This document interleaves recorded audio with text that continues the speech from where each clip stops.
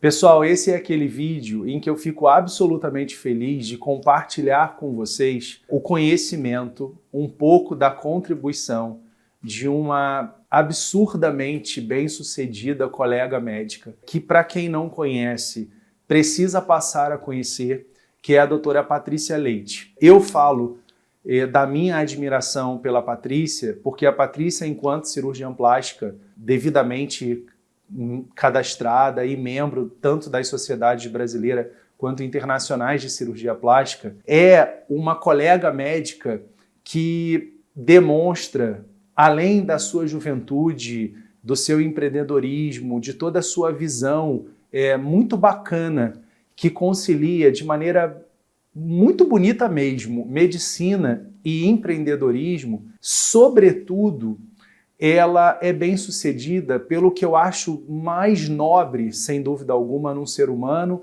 especialmente num colega médico, que é o manter-se estudante, manter o estudo vivo, continuado, e não guardar na própria cachola aquilo que ela acumula de conhecimento teórico, do desenvolvimento das habilidades práticas, mas de compartilhar com os colegas, com os profissionais interessados em cosmiatria, tudo que ela aprende, tudo com o qual ela cresce e se desenvolve na cosmiatria, tanto no braço da estética facial quanto no braço da estética corporal, no que diz respeito às inovações farmacêuticas, no que diz respeito às inovações tecnológicas. Quero muitíssimo que vocês aproveitem o que tem a Patrícia Leite a acrescentar para a gente no canal, falando, discorrendo um pouquinho sobre o envelhecimento e os tratamentos estéticos e como, de certa forma, se manter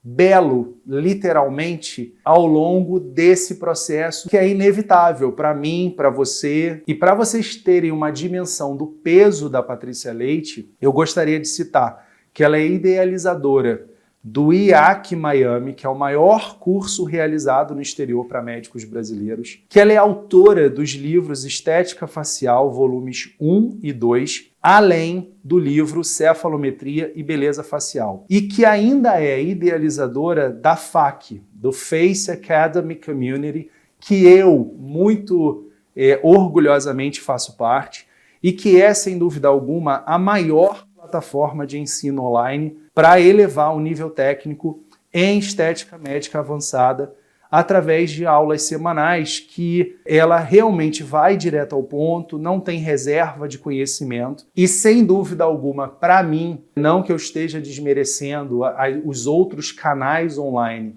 dos outros brilhantes colegas médicos, mas no caso da Patrícia Leite, sem dúvida alguma, o brilho que a Patrícia Leite tem na maneira como ela comunica, como ela transmite, como ela compartilha. A Patrícia Leite, para mim, é, sem dúvida alguma, um modelo muito inspirador de colega médica, pela maneira muito tranquila em que ela realmente não reserva conhecimento. Eu espero de verdade que vocês aproveitem pra caramba o que ela tem para nos acrescentar diante de todo o seu conhecimento, diante de todo o desenvolvimento das habilidades práticas, que para ela é um assunto continuado e que, portanto, dão a ela muito know-how, muita expertise acumulada para então poder conversar com muita propriedade sobre envelhecimento e procedimentos estéticos e como então manter-se belo ou bela ao longo desse processo que é inevitável para todos nós. Beijo, deixo vocês com a ilustre presença digital da doutora Patrícia Leite. Aproveitem e até semana que vem.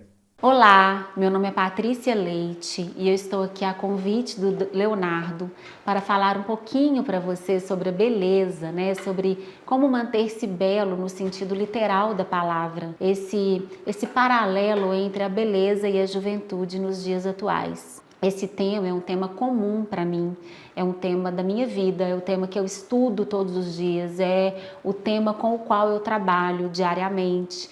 E eu simplesmente sou apaixonada pelo tema beleza e rejuvenescimento. Não por acaso me formei em cirurgiã plástica e montei a minha academia de estética, que abrange os procedimentos estéticos minimamente invasivos, né? O que fazer para manter alguém jovem e fazer com que essa pessoa mantenha a sua beleza, ou até o que fazer para construir a beleza facial. É um tema para lá de intrigante, é um tema lindo, é um universo muito amplo. Atualmente, um dado alarmante, gasta-se mais em beleza do que em educação. Uma pena, né? Porque eu sou uma das maiores defensoras da educação, mas esse é um dado mundial e ele é impactante, porque esse dado diz para nós como estar belo é um desejo essencial do ser humano, como preservar a sua atratividade facial é um desejo essencial, é uma preocupação essencial, às vezes até maior do que manter-se saudável e comprovadamente maior do que manter-se culto. Esse é um dado alarmante que precisa ser mudado pelas construções sociais, mas talvez em alguns anos possamos então estar diante de uma sociedade que se preocupe mais com a sua própria educação, com a sua própria cultura, do que com a beleza. Mas fato é, gente, que é algo extremamente importante para o ser humano se sentir belo, se manter atraente, né? E à medida que as pessoas envelhecem, a preocupação com a sua preservação da vida, né, com a sua saúde, manter-se como um indivíduo atuante em sua sociedade, mesmo que ele seja aposentado, mas manter-se atuante, manter como um agente social é importante e, de preferência, à vontade com a sua aparência física, né? Belo, atraente, capaz de encantar as pessoas, capaz de se sentir pertencente a uma sociedade, capaz de se sentir bem num lugar público, né? Então essa é uma preocupação genuína e essencial do ser humano e é com isso que eu trabalho, é a isso que eu dedico a minha vida profissional. Apesar de uma coisa banal, né, de ser algo comum a todos nós, essa preocupação em nos manter jovens e belos, isso pode ser algo desafiador depois de determinada idade, tá? Eu trato pessoas hoje com 60 anos, 60 e poucos anos, com todo o dinheiro do mundo e que dariam tudo para estar melhores fisicamente, para se sentirem jovens de novo. Tá? Lidar com a flacidez de pele, lidar com a perda de poder que o envelhecimento acarreta a nós, lidar com a perda da atratividade, com a perda das capacidades físicas, com perdas emocionais, tudo isso vem junto com a idade, pode não ser nada fácil, pode ser um desafio. E muitas pessoas sentem que conquistaram o mundo, né? Que tiveram uma trajetória profissional brilhante, tiveram filhos que progrediram, que têm bons casamentos, boas carreiras, construíram já um conforto financeiro, mas depois de certa idade, nem com todo o alcance financeiro conseguem manter-se jovens, conseguem manter-se belos. E isso causa uma angústia muito grande. Nós sabemos que a alma envelhece junto com o corpo humano, com o envelhecimento cronológico. E que bom que acontece isso, porque senão simplesmente enlouqueceríamos. Se não, a nossa mente, a nossa evolução espiritual e mental não acompanhasse o nosso envelhecer físico, certamente esse envelhecimento seria algo insuportável. Mas como nós envelhecemos juntos, a nossa cabeça, a nossa mente, os nossos hábitos, as nossas capacidades envelhecem juntos, torna-se um pouco mais aceitável convivermos com a perda de todo esse poder que a perda da juventude acarreta a nós. E é no mínimo angustiante, gente, para os homens e para as mulheres, um pouco mais para as mulheres, perderem esse frescor da juventude, porque é exigido muito mais da mulher, né? É um objeto é uma moeda social, a beleza, o encantamento que ela causa na sociedade, no seu marido, nas pessoas em geral. Uma mulher, para ser bem-sucedida, ela tem que, antes de tudo, ser bela. Ser culta vem depois. Talvez antes de ser culta venha ser bem casada.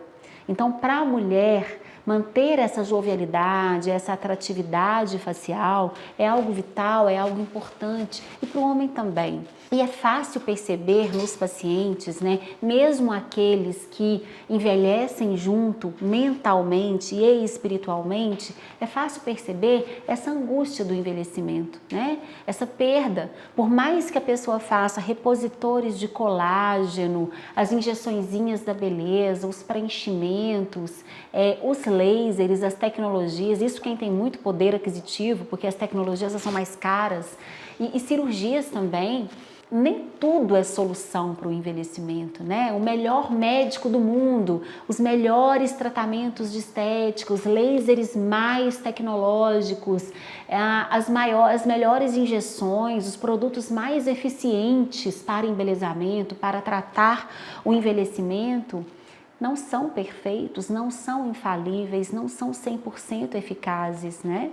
As manchas, a perda da firmeza da pele, o esqueleto facial que vai perdendo volume, vai se alterando tridimensionalmente, vai perdendo suporte profundo, porque quando a gente olha para uma face, né, ali na profundidade da face está o esqueleto e as primeiras alterações do envelhecimento ocorrem no esqueleto facial. Essa absorção de massa óssea, essa alteração tridimensional do esqueleto que faz com que os olhos se afundem, que faz com que o nariz caia, que afunda as maçãs do rosto, que atrofia o osso da mandíbula, perdendo a angulação, propiciando a flacidez do bulldog, né?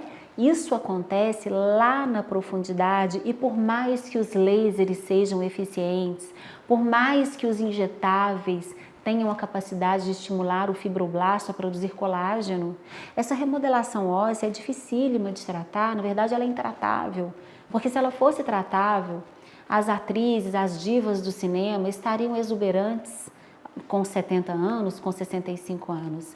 E o que a gente vê é que essa população com todo o poder aquisitivo, com o mundo a seus pés, pessoas famosas, pessoas muito ricas, muito poderosas, elas envelhecem como todos nós, como o mais simples dos mortais, né?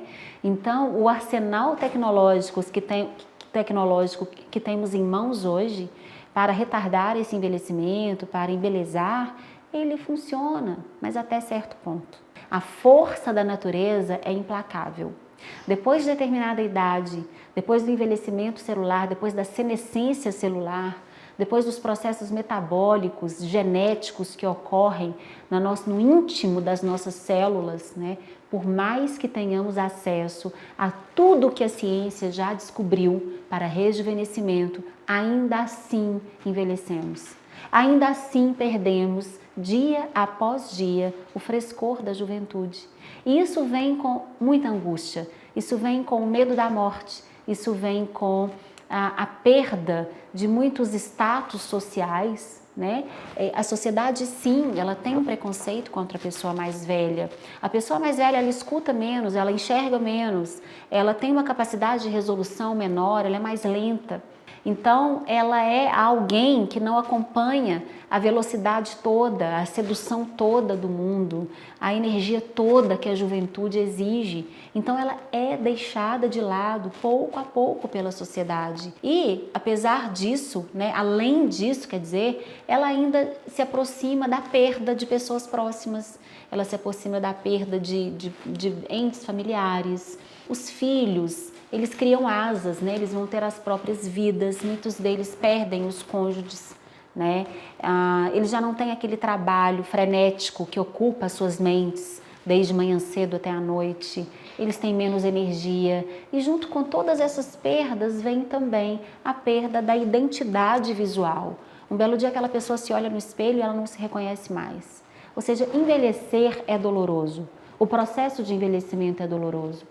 E entrando nesse universo dos procedimentos estéticos, das alterações possíveis, né, com a cirurgia plástica, com os lasers, com os injetáveis, é possível sim alterar e frear um pouco esse envelhecimento, mas jamais de impedir esse envelhecimento, né? Nós conseguimos desacelerar um pouco e fazer com que aqueles sinais do envelhecimento não sejam tão gritantes, tão chocantes, como por exemplo os cabelos brancos, nós podemos pintar os cabelos, nós podemos fazer laser e tratar a flacidez de pele que se instala, nós podemos preencher aqueles olhos tão profundos devido à remodelação óssea da órbita, né? Mas esses procedimentos também são perigosos, porque dependendo de como são feitos, primeiro, eles podem se tornar excessivamente perceptíveis e segundo, eles podem levar a intercorrências que podem fazer com que o resultado final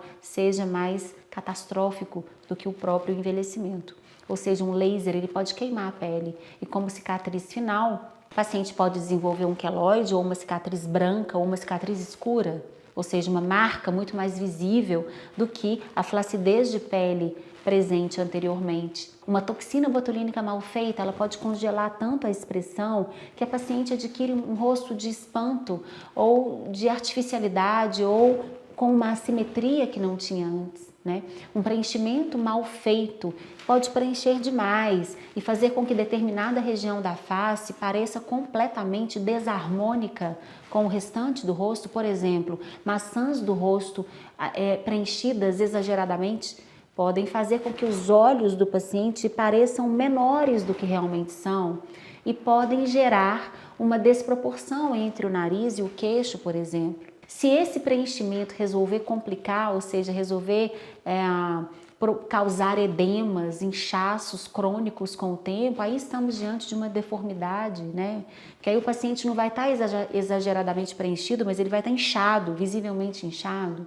Os fios faciais, eles podem ser colocados e levarem ao efeito lifting desejado, mas eles também podem gerar pregueamentos e assimetrias. E quando o paciente sorri ou fala ou movimenta alguma coisa, aquele trajeto do fio pode se tornar visível com pregueamento na pele. Então, gente, o que eu quero dizer com isso é que envelhecer é um processo doloroso, né? E a perda da juventude, do frescor do olhar, da atratividade facial é tão dolorosa ou às vezes mais do que a perda da própria saúde. E que, por mais que estejamos evoluídos nos procedimentos estéticos, eles não são infalíveis, eles não são a solução para todos os problemas de rejuvenescimento e também podem ser um instrumento que haja contra o próprio paciente, causando irregularidades e causando desarmonias e intercorrências mais visíveis, mais estereotipantes do que o próprio envelhecimento. Envelhecer requer sabedoria e envelhecer com os procedimentos estéticos requer a boa escolha de um profissional que tenha senso estético, tenha cautela técnica e tenha conhecimento técnico, tenha prática, tenha anos de prática, né? Não dá para confiar uma face que está perdendo o frescor da juventude, portanto todo o poder dado por ela, a uma pessoa que não tem consciência do que fazer com aquele bisturi, com aquela seringa, com aquele instrumento de tecnologia, com aquele laser rejuvenescedor. Não dá, porque o que está em jogo é algo muito valioso. E esses procedimentos, eles podem, inclusive, fazer com que a perda da juventude seja não somente dolorida, como também pode piorar essa perda ao proporcionar os estereótipos dos procedimentos rejuvenescedores, ditos embelezadores.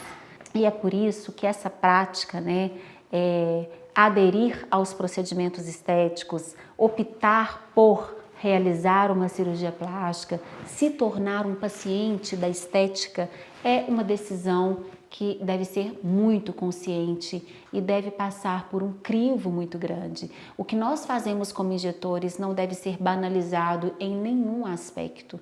Nós lidamos com a beleza, com a juventude, nós lidamos com a percepção de valor do próprio paciente, nós lidamos com a sua própria autoestima.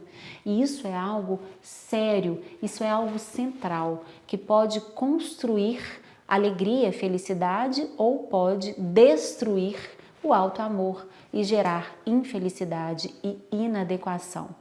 O que eu tenho a dizer depois de 20 anos como injetora, como cirurgiã plástica, é que a cada ano, a cada paciente, eu aprendo a respeitar mais a natureza humana, o corpo humano. é algo tão nobre, é algo tão complexo que todo injetor deveria pedir licença antes de ultrapassar a barreira cutânea, antes de invadir o paciente, seja na face, seja no corpo. É claro que uma anamnese bem feita, uma boa relação médico-paciente, um conhecimento pautado por um estudo diário deve ser construído, mas mais que isso, esse pedido de autorização deve ser feito a Deus, que foi a pessoa, né, a instituição que criou tudo isso, que criou a complexidade do ser humano. E nós pedimos permissão a Deus quando nós estudamos, quando nós nos tornamos dia a dia dignos do trabalho que nós realizamos, quando nós fazemos jus a essa responsabilidade conferida a nós. Intercorrências ocorrem com todos os médicos, cirurgiões ou não, e mesmo com os mais cautelosos e mais estudiosos. Mas se você tem uma vida pautada na boa prática, nos estudos e na consciência da invasão do corpo humano, quando as intercorrências ocorrem, elas são mais fáceis de serem administradas, até a própria culpa do profissional. O que eu tenho a dizer é que a vocês, médicos que me assistem, né, que se capacitem a cada dia para que os seus procedimentos estéticos sejam bem feitos, para que vocês sejam instrumentos de uma construção diária da autoestima do paciente de vocês, né, para que vocês façam jus a essa profissão tão linda que vocês escolheram e que foi permitida que vocês realizassem, né? Participarem desse atraso no relógio biológico estampado na aparência do paciente de vocês, que vocês possam invadir essa face no sentido de conferir um pouco mais de juventude ou até de construir essa tão grandiosa beleza, né? Nós trabalhamos com o grandioso do belo, com a beleza que, até por uma definição bíblica, deve ser individualizada. Deus nos fez singulares e não queiramos padronizar as nossas faces, não queiramos fazer uma produção em escala e não queiramos construir uma beleza estereotipada, desprovida das características naturais do belo, que é o individual, que é a sutileza, que é a harmonia.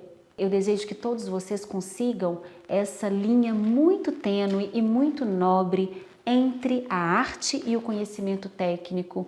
E eu desejo que você, paciente que está aqui me ouvindo, o espectador comum, né, que está ouvindo esse vídeo, que você saiba lidar com essa perda da beleza, a perda da juventude e, se optar pelas interferências estéticas, que saiba escolher o seu médico, que saiba encontrar um diálogo amistoso entre o que você é e o que a sua aparência física deva aparecer, ou seja, entre o que você quer mostrar na sua face, no seu corpo e a sua mente, que haja um equilíbrio entre essas duas instâncias, porque nós somos um equilíbrio, nós somos um todo.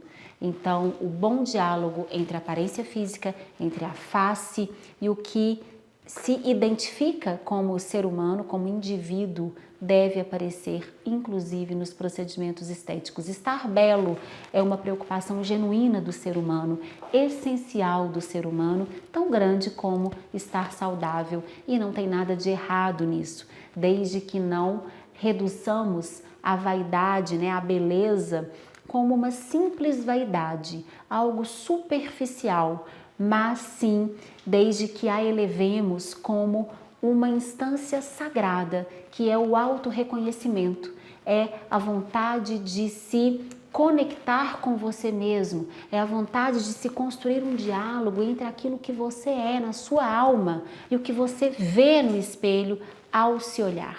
Muito obrigada por esse bate-papo e me convidem mais. É um tema que eu adoro, que eu gosto de falar, que eu domino e que é um tema apaixonante para todos nós.